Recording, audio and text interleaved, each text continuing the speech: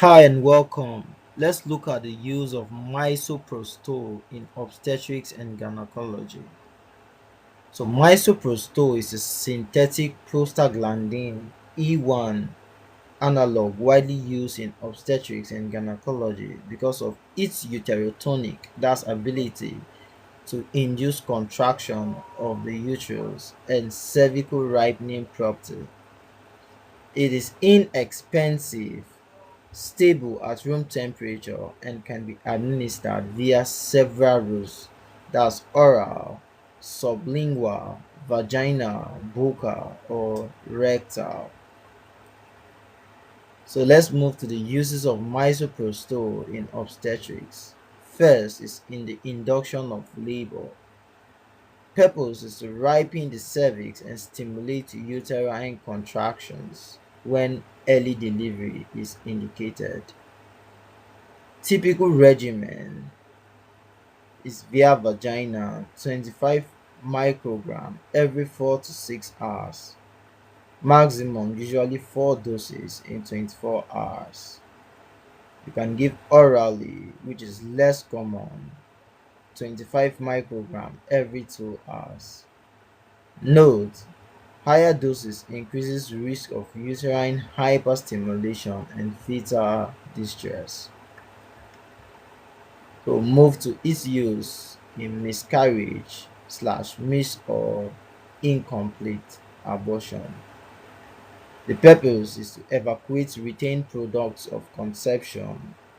The typical regimen here is vaginal or sublingual. You give 800 microgram misoprostol. May repeat after 24 to 48 hours if needed. Often used with mifepristone 200 milligrams orally for higher efficacy. It is also used in medical abortion in first and second trimester of pregnancy. Purpose is for the termination of pregnancy. Here are the regimens used. Up to 9 weeks, mifepristone 200 milligrams orally. 24 to 48 hours later, misoprostol 800 microgram vaginally, buccally, or sublingually. So here, if the pregnancy is up to 9 weeks, from let's say from first week to 9 weeks, you first of all give mifepristone 200 milligrams orally and wait for a whole day or two, and you later administer misoprostol 800 microgram either through the vagina, buccally, or under the tongue. Or you can do so in second trimester. Here you give repeated doses of 500 microgram misoprostol every 3 hours until expulsion of the components of the conception.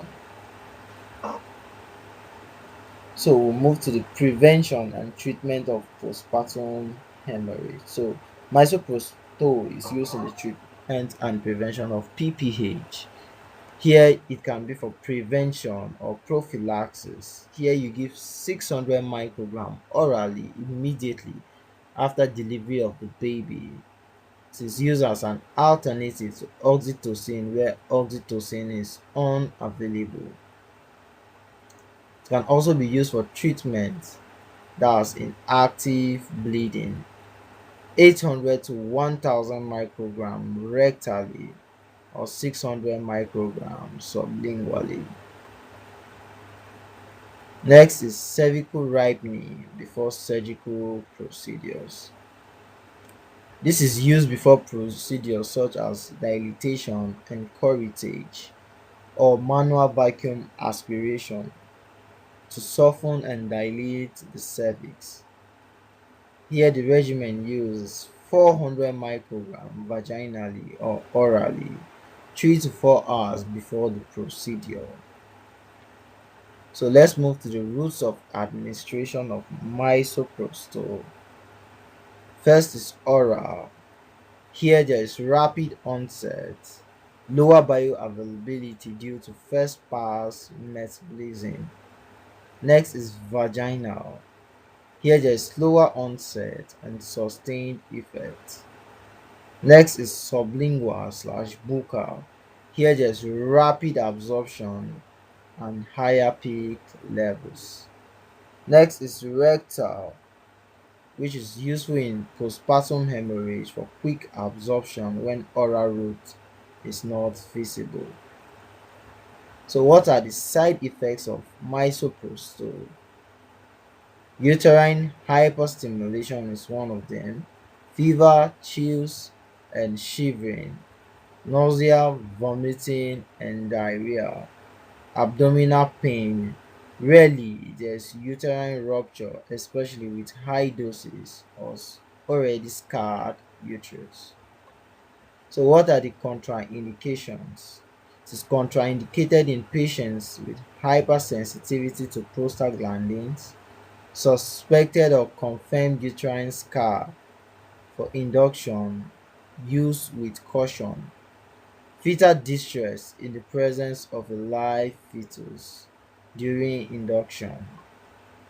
Thanks for listening. Do not forget to like and subscribe, and also drop your comments in the comment section. Thanks for listening.